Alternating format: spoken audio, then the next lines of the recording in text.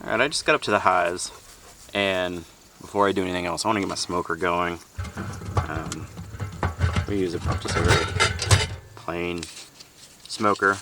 I'm going to create kind of a roll of cardboard, and I'm going to make a wick or so out of some burlap. So cut some cardboard 1 inch or 2 thick in strips, and I want to place this down in here kind of like almost like a candle. And then once I get that lit, I'm going to let it build a little bit of heat in there, and then I'm going to dump my chips in. So let's get this going.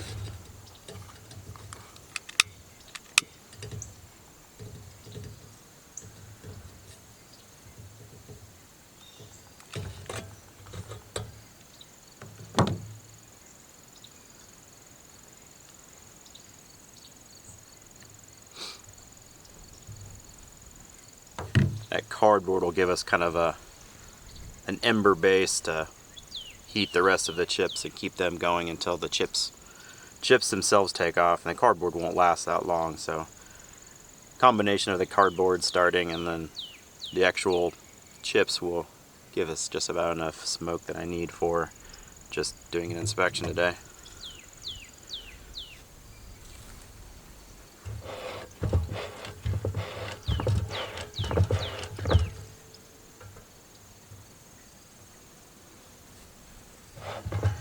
So that's looking pretty decent in there. I'm going to give it just another moment.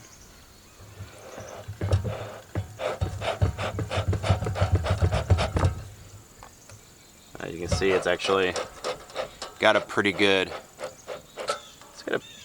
decent flame in there right now. So I think what we're going to do, and the cardboard it's corrugated and it has kind of vents, so the air will draft up through the cardboard.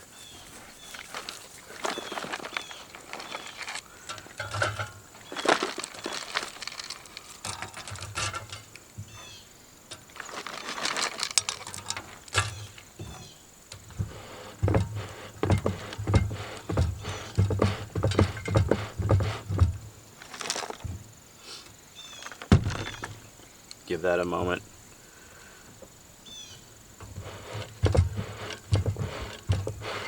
We've actually kind of put out the fire, and we want the smoke and the embers to just start to catch all the wood chips. So while I do that, so while that warms up, we got 2 1-quart jars of 2-to-1 sugar water. Just the real simple way of doing this is take one of these jars, fill it to full quart, dump that into a plastic container, like a big iced tea container. Something that's plastic is usually better. Microwave it for about 4 minutes. You don't want it to be boiling, you just want it to be hot. Pour that in, once that's done, take it out of your microwave, pour in a single bag of 4-pound just white granulated sugar that you get from the grocery store. It'll look kind of lumpy, but a couple of minutes with a big spoon will really turn it into it just looks like a sugar syrup, and that's all it is just a real simple 2-to-1 syrup. And it's so, you can see that some of the syrup or sugar has separated out. It's so concentrated that once it reaches like maximum capacity of that sugar, some of it will settle out a little bit, which it'll be fine. We're going to use these in our inverted front feeders, and honestly, once you tip these over and they're being fed, that sugar cake that's kind of floating on top, the sun actually warms the glass over the course of time, and the sugar crystals kind of pop off and then soak back into the rest of the solution. Really simple to make, especially late in the season like it is. This is late September. We want to have the hive putting up a lot of that winter storage. So the 2-to-1 is what really is good for them when it gets late in the season. In the spring, obviously, February, March, we'll probably start feeding a 1-to-1, which is meant to really kind of promote, you know, brood growth and health. So, but this late, we want them to have as much sugar, as many calories as possible that we can get into the hive while, you know, we're kind of in that late summer dearth where it's very dry, we don't have blooming flowers. So this is really smoking quite well. I like to top off my smoker with a lot of just grass. I'll just grab a few handfuls of whatever's around. So I just drop in some green grass. This looks like it's actually kind of just whatever prairie that's up here, prairie grass. And just close that up, give it a few smokes. And it's going, this is about what I want, really. Smoke is nice and cool. It's very, very thick, very velvety, cloudy, if you would say. So it's kind of nice. The chips are just any hardware store smoker chips that you can get for your wood smoker for like smoking meats, chicken. That's what we use. It's like $7 or $8 for a bag, and these last a long, long time. Both in the smoker, but they last a long time for the amount of chips that you get and the number of inspections that we do. So while that runs, I'm going to get suited up, and then we're going to go pop the top of the hives and take a look inside.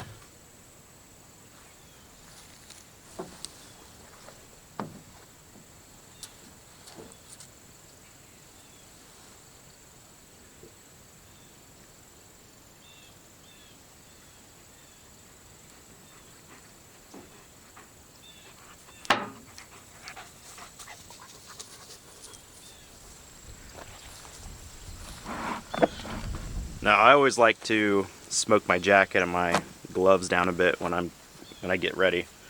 So I just smoke my jacket arms, essentially, the sleeves out, and then I like to also smoke my gloves. It seems like it kind of helps calm the bees in case there's any strange smells that are, or scents that are part of the your suit or yourself. Anything that's highly fragrant, like cologne or perfume, deodorant, shampoos, can cause them to really become confused, maybe agitated. So just try to smoke out some of those smells and scents and things like that so they don't pick up on and find a problem with. So we're gonna head over to the hives. My helper is over in the grass. He'll probably want to move once we start getting in there, but we're gonna take a look inside and see what we can find today.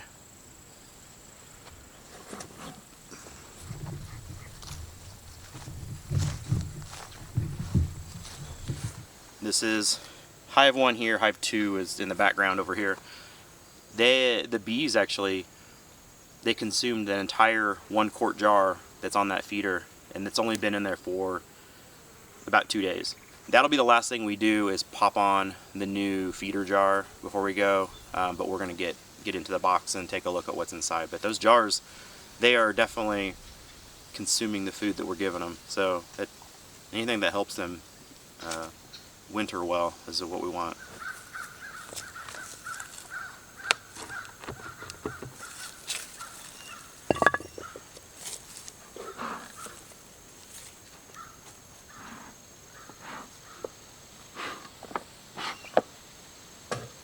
Give a little bit of smoke.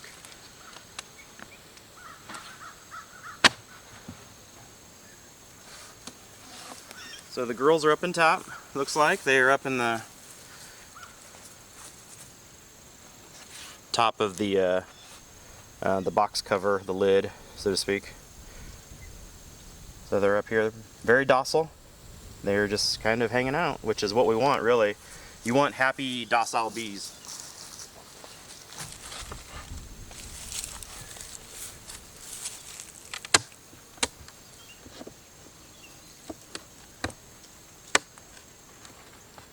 Really glued this down.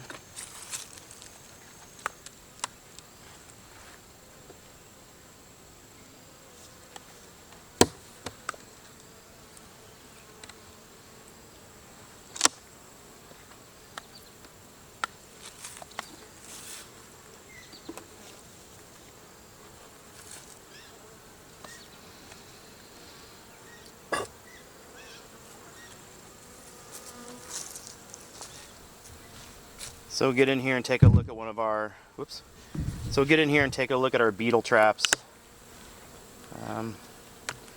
Normally they like to glue these little entrances. I like to glue those shut, but we'll see if there's anything in here.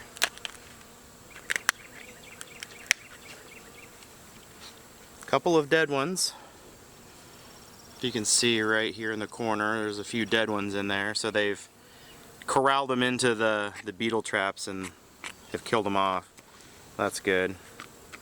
Strong hive will try to get your hive beetle population driven out to the edges of your boxes, and they'll find places to hide like these little traps, and of course they go in there and eat the poison and die.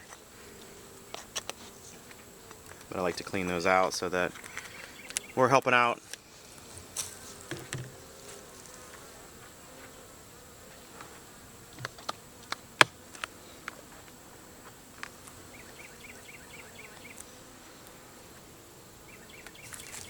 Yeah, there's none in this second trap, but you can see how they've really tried to glue the entrances closed. So, but this one was empty.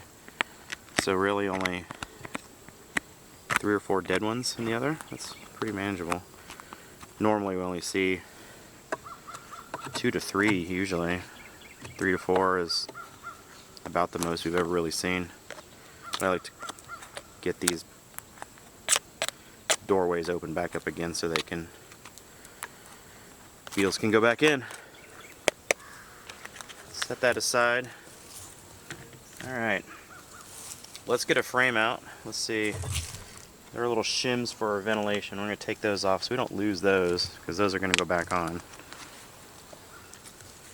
Alright, so we're going to see, you ever wonder what the inside, the top down of a beehive looks like? From here you can't see a lot, but right in here there's a lot of activity, and right over here it looks like this is just storage comb, if I had to guess, before we pull this out. They're likely not going to find any eggs or brood in here on daddy long leg. So these will likely just be them storing for the winter. So let's pull out this center frame here. Usually the bees like to work from the middle outwards, so starting in the center kind of gives you an idea of what's going on maybe in that box. I just want to see how this looks. Yeah. So this is just, they're making honeycomb, so this is all food storage.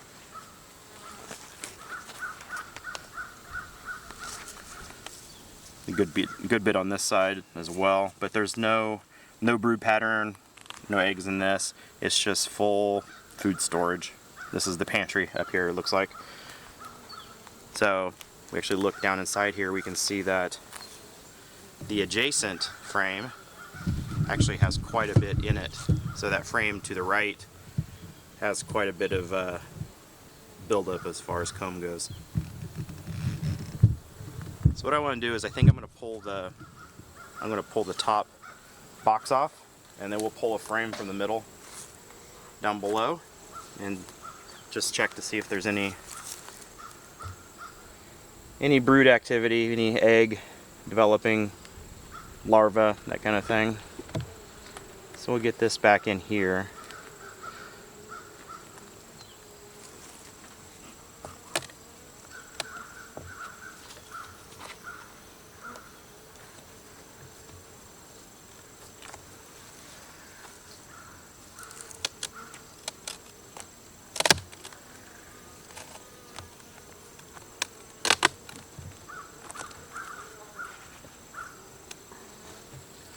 These boxes, for the record, are not, it is not glued by us. This is the bees that do this. So every time we put these boxes back together, they go in and put everything back together again.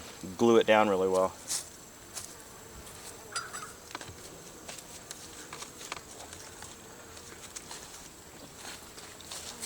So when you're lifting these are extremely heavy. So just be cautious that you have enough balance and you have enough strength to lift these off. These are going to be probably 40 to 50 pounds.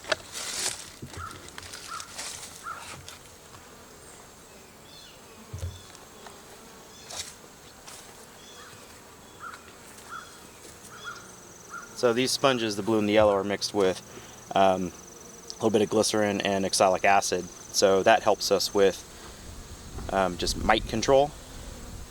That kind of gives us a little bit of ongoing control of the mites on the bees. So I need to get these off. And these are good for about 45 to 60 days.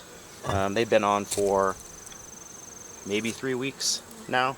So we've got about another 3 to 4 weeks probably before we'll pull these off. They're really glued down pretty good though. So the bees look like they're clustering on top of these two frames, and I'm wondering if we're dripping. I'm wondering if a little bit of honey may have spilled from here. But let's pull a frame and see what we see in here. So I'm really hopeful to find that our queen is still doing well. Both of these hives, we actually had both hives swarm late spring, and then hive 2 to the left over here now. Hive 2 actually requeened itself. Once the queen in hive 2 started laying, and we knew that she was consistent over about a week, we pulled one of the frames from that box, cleaned off the bees, and then put the frame of brood in here. And then this hive hatched, and they actually produced a queen out of the brood. The hive 2's larva that she laid. So having more than one hive has benefits of being able to regenerate your queen and your populations if you have an issue like that. So had hive 2 not requeened, we probably would have lost both hives because we didn't have another way to get a queen without buying a queen and introducing them. So, but we were able to, we got lucky, and bees know what bees need to do.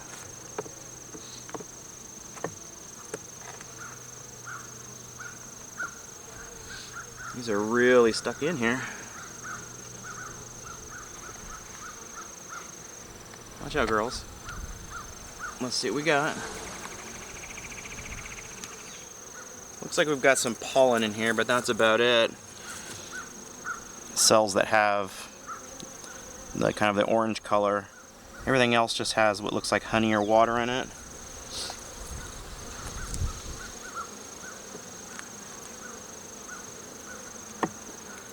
Probably gonna give these guys a little bit of a smoke though. Starting to get a little restless.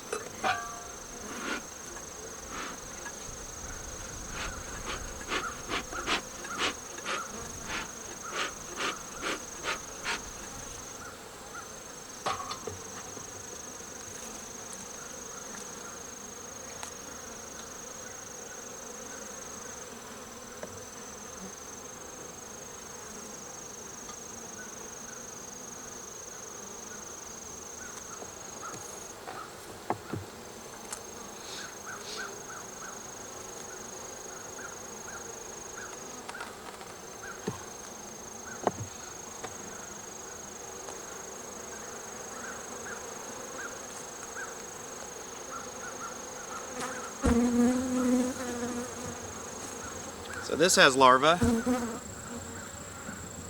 So down in there, straight down, looks like they're little curled up worms or shrimp. Those are the larvae. So those are 3 to 5 days old. So they're kind of in this area that's right in the center of the screen. They're a little agitated with me. There's a lot of larvae on this side. So if you can see, there's quite a bit of larvae straight ahead. So what we're going to do is, this is good. I want to cap this back up I've seen what I want to see. I don't see the queen on here. I was looking to see if I could find the queen. But there's a lot of larvae right there kind of in the center. So all of those open cells have larvae in them. Little white, little curled up little shrimp. So we're going to put this back in the hive. We're going to put everything back together and we're good. I don't need to see the queen. I know she's busy. Okay, so we will get the box put back on. Put my strips back on here real quick. Ciao, girls.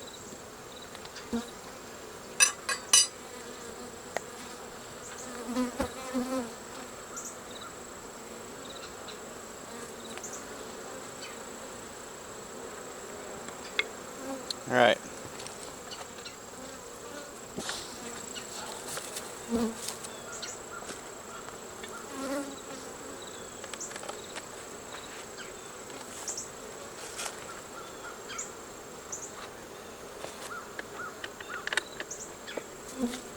That's good.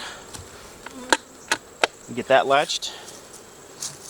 All right, let's get the beetle traps back on top.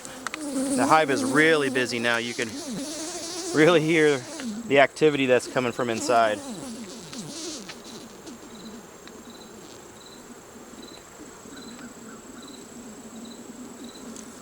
Get the microphone over here so you can really hear.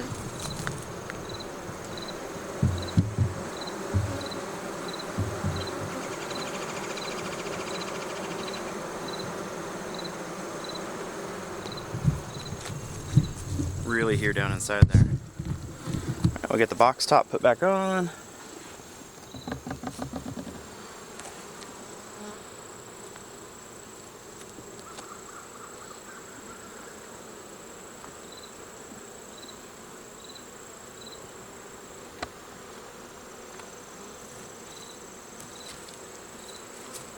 And then brush these girls inside. I don't want to squish them when I put the lid on.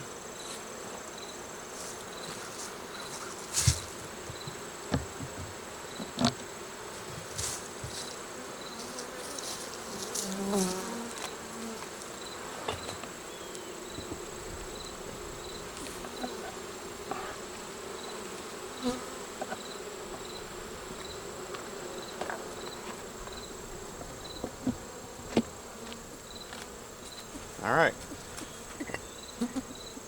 Rock's back on. We're closed up.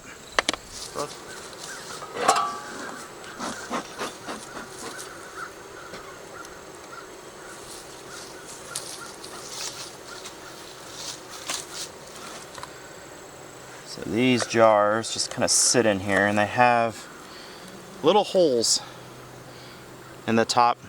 These just have little holes in the top. So we're gonna swap this jar out. You girls need to find something else to do. And clean jar, clean lid.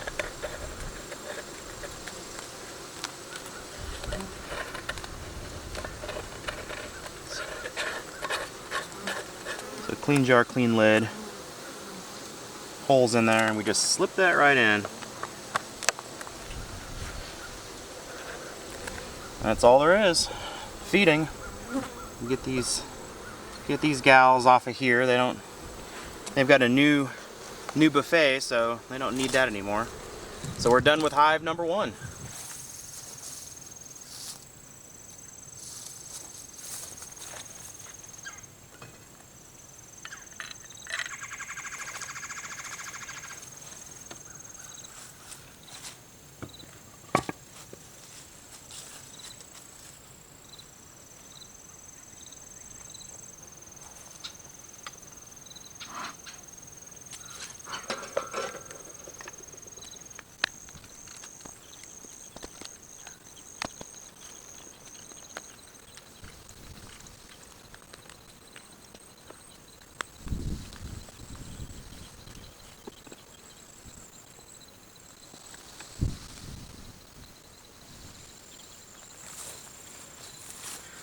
So that's a full frame of honey that they're putting together. So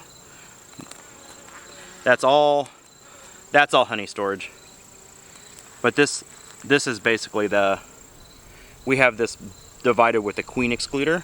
So this one is going to just be all storage.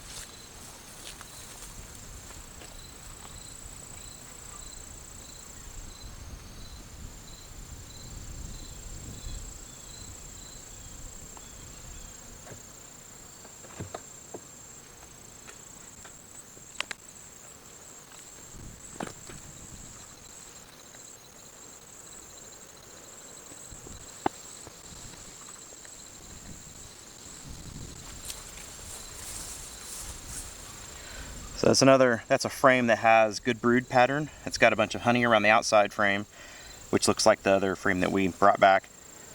And then up inside, maybe you can see them, the larvae actually inside the cells. They're actually all over. I'm looking to see if we can see our queen. She may be up here.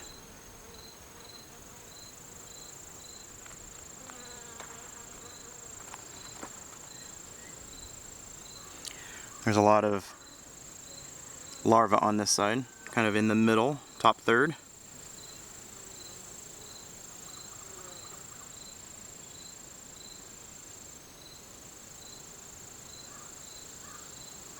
Don't see a queen. She's probably on one of the other frames, but she has been here. She's been busy. In fact, if I can point out, right in here is all brood, all larvae, and then the capped brood is that the dark colored comb cells in the middle. So those all have baby bees in there, and these other ones have a whole bunch of larvae, so they're a bunch of pre-capped larvae. So we'll go put this back. I got to see what I wanted to see out of this, so that's good.